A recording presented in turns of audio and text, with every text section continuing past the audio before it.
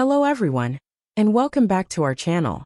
Today, we take a moment to honor a few remarkable lives, stories of vision, courage, and creativity that continue to echo through time. Before we begin, a gentle reminder. If this video moves you, please consider liking and sharing. Your support helps us preserve and celebrate the legacies that shaped the world. Now let's begin the journey. Owen Hart was more than just a professional wrestler. He was a beacon of heart, humor, and humility in a world often dominated by bravado and spectacle. Born on May 7, 1965, in Calgary, Alberta, Canada, he was the youngest of 12 children in the legendary Hart wrestling family. His father, Stu Hart, was a renowned wrestling promoter and trainer, and the famed Hart Dungeon in their basement became a proving ground for many of wrestling's greatest talents. Though surrounded by giants of the ring, Owen never seemed to fight for attention. Instead, he earned it through pure talent, relentless dedication, and an unshakable sense of integrity. Owen began his wrestling career in the mid-1980s, first gaining recognition in his father's Stampede wrestling promotion. He soon ventured to Japan and other international circuits, where his incredible agility and technical skill set him apart. Unlike many heavyweights of his time, Owen brought a unique style to the ring, an elegant blend of high-flying maneuvers and submission-based grappling that captivated audiences. In 1988, he joined the World Wrestling Federation, now WWE, as the Masked Blue Blazer, a character that showcased both his athleticism and natural comedic flair. However, it was when Owen dropped the mask and competed under his real name that he truly came into his own. His in-ring feuds, particularly with his older brother Bret, the Hitman Hart, remain some of the most emotionally resonant storylines in wrestling history. Their match at WrestleMania X in 1994 is still hailed as one of the finest technical performances ever seen in the squared circle.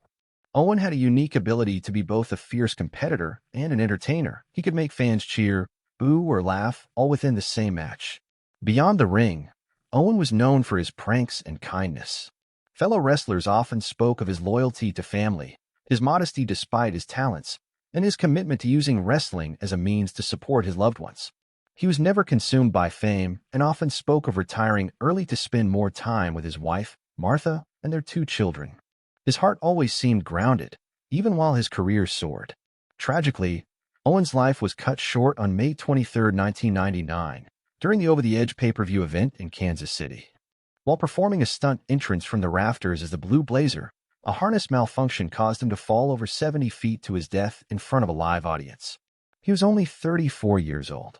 The wrestling world was shaken, mourning not just a gifted performer, but a man of deep principle and love. Owen Hart's legacy lives on in the memories of fans, the stories shared by colleagues, and the charitable work done in his name. He was a man who never chased glory for its own sake. Instead, he brought joy, laughter, and skill to an industry that needed his kind of sincerity. In every way that mattered, Owen Hart was a true champion. John Forbes Nash Jr. was a man whose life shimmered with both extraordinary genius and profound struggle. Born on June 13, 1928, in Bluefield, West Virginia, Nash was a quiet and curious child, often more absorbed in books and puzzles than in playground games. His brilliance surfaced early, and by the time he entered Carnegie Institute of Technology, now Carnegie Mellon University, it was clear he was no ordinary student. Originally starting in chemical engineering, Nash soon found his true passion in mathematics, a field that would bring him both global acclaim and deeply personal challenges. He went on to pursue his doctoral studies at Princeton University, where his now legendary mind dazzled faculty and peers alike. In his 20s, he wrote a 27-page dissertation on non-cooperative games, a groundbreaking paper that introduced the concept of the Nash equilibrium. It changed the landscape of economic theory forever. With this work, Nash provided a way to analyze situations where decision-makers interact, laying the foundation for what would become modern game theory.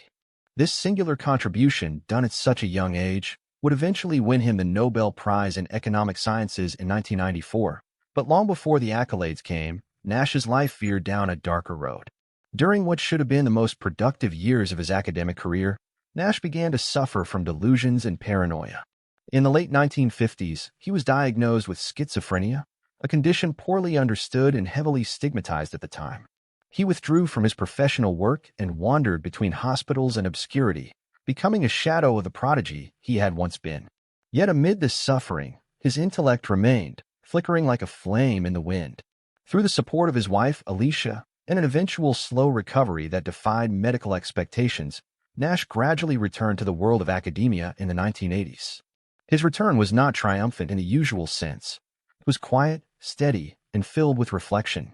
The Nobel Prize in 1994 not only honored his early contributions to economics, but also marked the recognition of a man who had survived immense personal battles. Nash's story became widely known to the world through the film A Beautiful Mind, which brought his genius and mental health struggles into the global spotlight. Though the movie took creative liberties, it reignited interest in his life and work, introducing a new generation to a man who could see mathematical truths the way poets see verses. John Nash passed away with his wife Alicia in a tragic car accident on May 23, 2015. They had just returned from Norway, where he had received the Abel Prize, one of mathematics' highest honors. In his life, Nash showed that brilliance and vulnerability often exist side by side. His journey from mathematical prodigy to patient, and then back to respected scholar, was nothing short of extraordinary. He reminded the world that recovery is possible, that minds once lost can find clarity again, and that sometimes the most complex equations are the ones that define the human spirit. Roger Moore was more than just a suave British actor. He was an icon of elegance, charm, and timeless sophistication. Born on October 14, 1927, in Stockwell, London, Roger George Moore was the only child of a policeman and a housewife. His early life during wartime Britain was modest, marked by air raids and rationing, but from a young age, he exhibited a quiet confidence and a twinkle in his eye that would later define his screen persona. After a brief stint at art school, Moore was conscripted into the British Army, where he served in the Royal Army Service Corps and eventually rose to the rank of captain. Military discipline would later lend his performances a controlled steadiness, even in the most action-packed scenes. Moore's early career began in modeling and minor film roles in the 1950s, but it was television that gave him his first taste of fame. In the 1960s, he became a household name with his role as Simon Templar in The Saint, a debonair, Robin Hood-like character who charmed and outwitted criminals around the world. Moore's charisma, wry wit, and impeccable style made him a natural fit for roles that blended adventure with a touch of mischief. This reputation laid the groundwork for the role that would define him globally, James Bond. Taking over the role of 007 from Sean Connery in 1973's Live and Let Die, Roger Moore brought a lighter, more humorous touch to the British spy. His version of Bond wasn't brooding or brutal. Instead, he was smooth, flirtatious, and rarely ruffled. Over the course of 7 Bond films, including The Spy Who Loved Me, Moonraker, and A View to a Kill, Moore gave the character a distinct identity, one defined by eyebrow raises, clever quips, and effortless cool under pressure. His portrayal was divisive among critics, but beloved by fans, especially those who appreciated a Bond with a sense of fun. Off-screen, Moore was a gentleman through and through. Known for his graciousness, humility, and self-deprecating humor, he often joked that he played Bond like a man who knew he was in a movie. In his later years, Moore became a passionate humanitarian. He served as a UNICEF Goodwill Ambassador for over 25 years, advocating for children's rights around the world. His philanthropic work was deeply meaningful to him, and in 2003, he was knighted by Queen Elizabeth II for his services to charity. Roger Moore passed away on May 23, 2017, at the age of 89. He left behind a legacy that transcended tuxedos and gadgets. He was a figure of grace in an age of cynicism, a reminder that heroes could be witty as well as brave. Whether chasing villains through exotic locales or lending his voice to the voiceless in real life, Roger Moore carried himself with class. He remains one of cinema's most enduring gentlemen, a true star whose light never quite dims. In the bright, collage-colored world of children's literature, few names shine as warmly as Eric Carle. For generations of children, his books were often the first introduction to storytelling, color, rhythm, and wonder. Born on June 25, 1929, in Syracuse, New York, Eric Carle was the son of German immigrants. When he was 6, his family returned to Germany, a move that would shape both his childhood and his creative instincts. He grew up in Nazi-era Stuttgart, surrounded by war and restriction, yet he carried with him an early memory of American freedom and sunshine, which would later burst through every page of his work. As a boy, Eric was close to his father, who nurtured his love for nature, taking him on long walks to observe insects and animals. These early adventures into the natural world would later echo through his books, where caterpillars, ladybugs, and fireflies became central characters. After the war, he attended art school in Germany, and trained in graphic design. He returned to the United States in the 1950s and found work as a graphic designer and art director. It was during this time that his unique visual style began to blossom, bold, textured, and endlessly vibrant. Eric Carle's breakthrough came in 1967 when author Bill Martin Jr. invited him to illustrate Brown Bear, What Do You See? The book's rhythmic text and Carle's colorful cut paper collages proved an instant success. But it was his own creation, The Very Hungry Caterpillar, published in 1969, that made him a household name. The book told the simple tale of a caterpillar's journey to becoming a butterfly, but was filled with creative flair, holes in the pages, bright illustrations, and educational elements subtly woven into the narrative.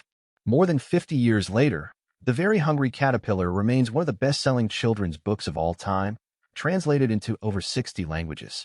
Carle's artistic technique was as distinct as his storytelling. He painted tissue paper in rich, saturated colors, then cut and layered the pieces to form his illustrations. The result was a world that felt alive, textured, dynamic, and filled with movement. Beyond caterpillars, Carle's books explored themes of growth, curiosity, and identity. Whether it was a lonely firefly searching for light or a chameleon learning to be itself, his stories always honored the emotions of children without ever talking down to them. Throughout his life, Eric Carle wrote and illustrated more than 70 books. He received numerous awards, and in 2002, he and his wife Barbara founded the Eric Carle Museum of Picture Book Art in Amherst, Massachusetts, a vibrant space dedicated to the art of storytelling for children. Eric Carle passed away on May 23, 2021, at the age of 91. But he left behind more than books. He left behind joy. In every classroom where small fingers turn his pages, and in every bedtime story whispered sleepy ears, his work lives on, reminding us all of the beauty of becoming, the magic of color, and the power of a single, hungry caterpillar. And Meara was a force of comedic brilliance, dramatic depth, and unshakable heart, a woman who found her place in American entertainment not by conforming, but by standing tall in her truth. Born on September 20, 1929, in Brooklyn, New York, she grew up in an Irish Catholic household that shaped her values, but also left her searching for her own identity. That search would take her to the world of acting, where she would eventually meet her creative partner and husband, Jerry Stiller, and together they would make history. In the 1950s, and studied drama at the dramatic workshop of the New School, where she honed her craft not just as a comic but as a serious performer.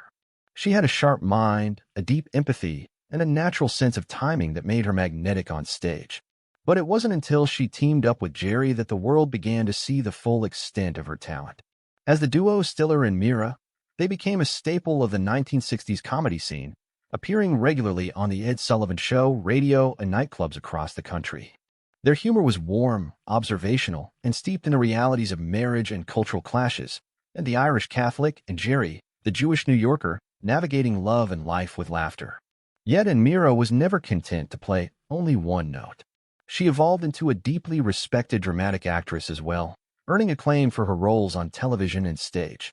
She had recurring parts on shows like Rhoda, Archie Bunker's Place, and Sex and the City, where her characters were often bold, blunt, and full of feeling, just like in herself.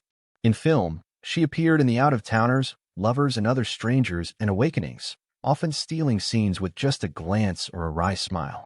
Behind the scenes, Meara was a loving mother to her children, Amy and Ben Stiller. She and Jerry raised their kids with a strong foundation in humor and humanity.